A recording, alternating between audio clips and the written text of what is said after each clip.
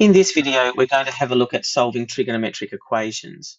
And that means an equation, which means it's got an equal sign, which has a trig function on one side, like sine, cos, or tan, of an angle, might be theta, might be x, might be alpha, equaling some sort of expression. And for this course, that expression is almost definitely going to be one of the values in this table with a plus or minus next to it.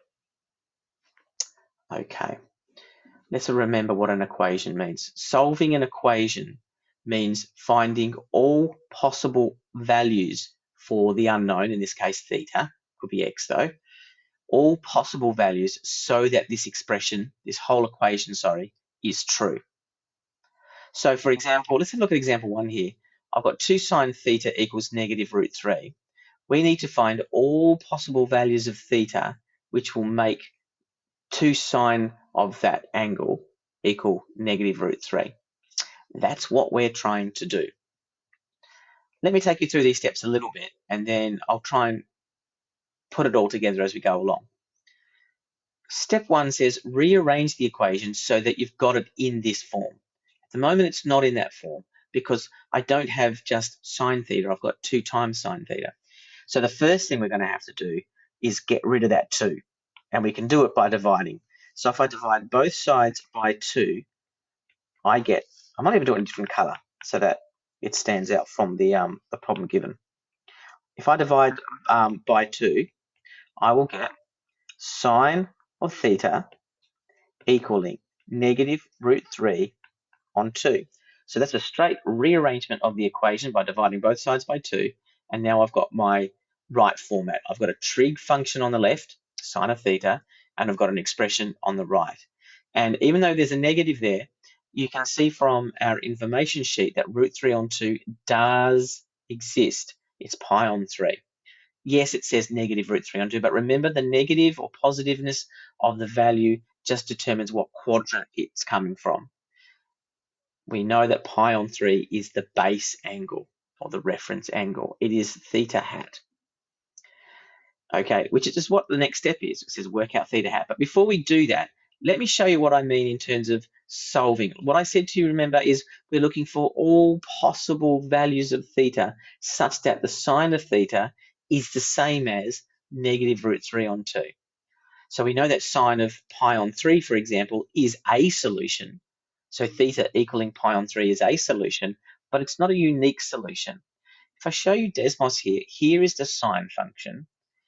It cycles through between 0 and 2 pi, but then it goes through the same cycle again to 4 pi, then it goes through the same cycle again to 6 pi, and it does the same thing negatively as well.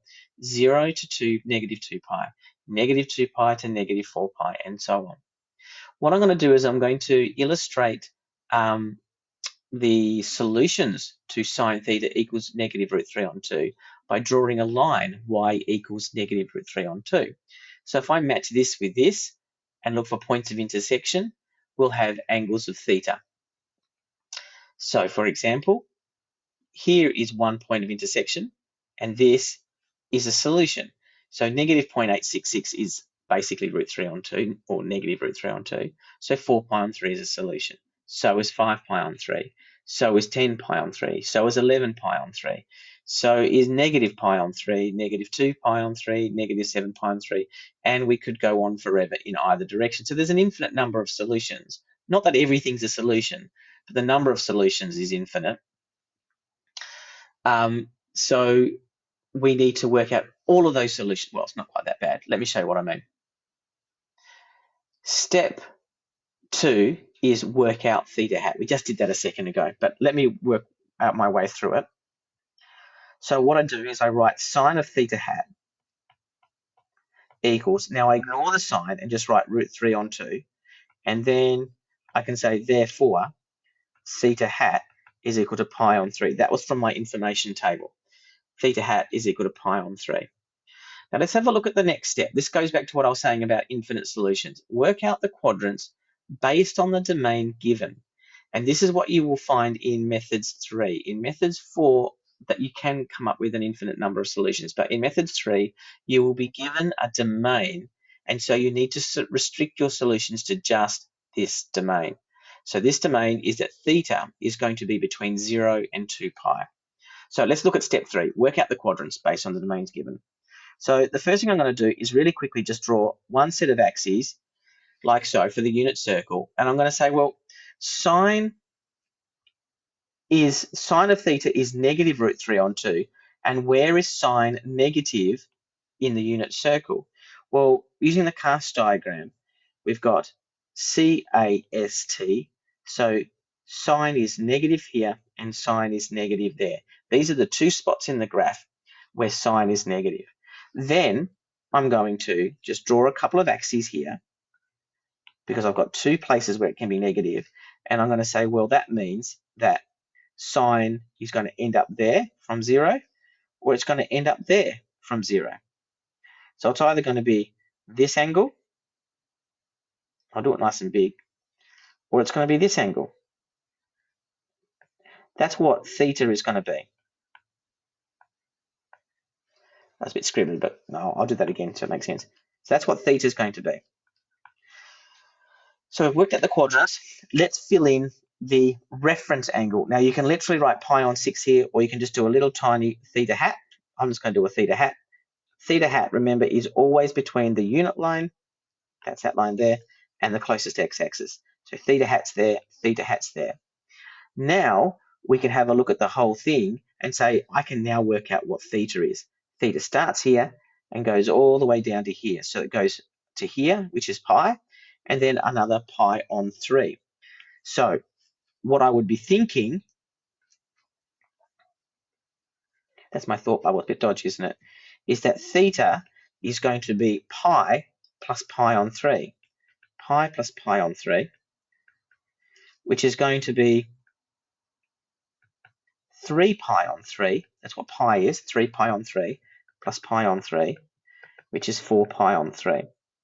That's one thing I'm thinking. And then I'm going to have to squish this in here.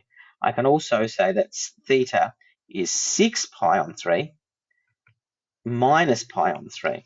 How did I get that? I'll explain it in a second. If I can just get rid of that little bit. There. 6 pi on 3 minus pi on 3. How did I get that?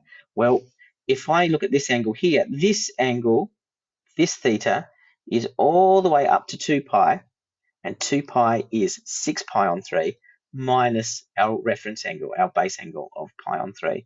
So 6 pi on 3, full rotation, minus pi on 3, the bit that's missing from that full rotation, and that's equal to 5 pi on 3. Now, I do all that, believe it or not, in my head. With practice, it is just a head exercise. What I write down is theta is equal to 4 pi on 3,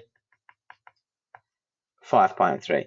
Now, there's no problem with writing this down instead of thinking about it, but eventually, hopefully, you'll get to the point where you can just think about what those equations would be. Okay, there's one example. Let's have a look at another example. This one's a little bit trickier, and I'll explain why it's trickier in a second. Step 1, make sure that we've just got the trig function all by itself. So I'm going to add 1 to both sides, and I get 2 cosine of x is equal to 1. And then I'm going to divide both sides by 2, and that gives me cos x is equal to 1/2. Okay, so that's that done. Secondly, I go to my information booklet and I say, for cosine, where do I have a half? Oh, it's pi on 3. Okay, great. So that's my reference angle. That's my base angle, x hat, is pi on 3. So back I go and write that all down. I say the cosine of x hat is equal to 1/2, which means that x hat is equal to pi on 3. But look, I've been given my domain in degrees, so I'm going to write this in degrees as well. X hat is equal to 60 degrees. There's my reference angle done, or my base angle done. The next step is to work out the quadrants based on the domain given. And this is where it gets a little bit interesting. In this example, the domain has a negative and a positive part. So I am going to split that up. I'm going to talk about, see, hopefully this makes sense to you. I'm going to talk about x being between negative 180 and 0 degrees. And then I'm going to look at x being between 0 and 180 degrees. Okay, so all I'm doing is I'm splitting it into the negative section and the positive section. Okay, the first part is as usual though. The first part goes, okay, I've got my quadrants. Cosine is positive because I've got positive a half here. So because cosine is positive, which two quadrants is cosine positive? What's A for all, C for cosine. So these are the two quadrants where cosine is positive. Now I have a look at my first axis, and I'll deal with the negatives first. So I draw my unit circle. Now remember, negative angles means they're going in that direction, so backwards to normal. So I'm going from 0, and then I'm going to negative 180 degrees. So I'm going to write negative 180 degrees there. That's my first one. And I'm not going into these two quadrants here, 0 to negative 180, and then these ones are not touched. So if you want to, you could sort of erase that there and say, I'm not touching that. And then my next one is oops, that was a bit interesting. My next one is going to be from 0, this is the positive bit, to 180. So that's just the usual direction. So I'll put positive 180 here, and I'm not ever going to go down here. So I can erase this because it stops at 180 based upon my domain. So this first diagram deals with my negatives. This second diagram deals with my positives. Now look at my diagram here that I've got up here. These are my two positive spots. So for my negative angles here, I can see that this one doesn't exist because it's got to be beyond minus 180. So the only angle I've got left in this one is down here. And then with this one here, the only angle I've got is up here because I don't go into this area, 0, 180, and then it stops. So there are my two angles. Now I can write my reference angle in, here and here. And I can therefore work out what x is. Oh, sorry, I said theta hat there. It should have been x hat, shouldn't it? So I should be really specific and make sure that I'm notating it properly. So x hat's there. Okay, so that's fine. Again, you can I'll do it in my head this time, but I will verbalize it. So here, I'm going backwards and going this direction, and I'm going down how many degrees? 60 degrees backwards. So that means that x is equal to negative 60 degrees. And then what about in this second diagram here? I'm starting at 0, I'm going up, and that's it. So that's going to be the same as x hat, isn't it? 60 degrees. So my two solutions for this are x equals negative 60 degrees and x equals 60 degrees. Okay, that's it for this particular video where I've gone through some basic examples. The next video, I'm going to have a look at a couple of more complicated ones.